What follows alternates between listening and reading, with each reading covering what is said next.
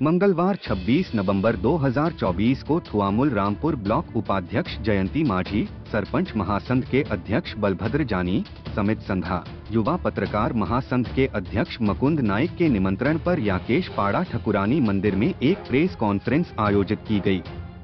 मातृ मृदा पर्यावरण तिजी माली धेनु नाइक, चंदन नाइक द्वारा कंपनी के खिलाफ खनन माफिया मौजूद थे। सरपंच, सिविल सोसाइटी और सिविल सोसाइटी के लोग मौजूद थे।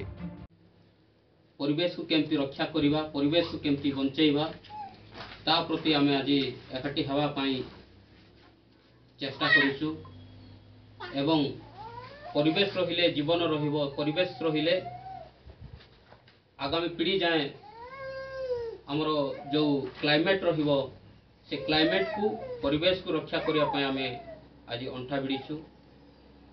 तेणु करी निहाती भाव रे आगामी दिन रे भयावह आंदोलन करिया पाई आमे गाँ को गाँ बुली कैंपेनिंग आरंभ करिबु आ निज निज अंचल सचेतन करिबु परिवेश विषय को नहीं करी।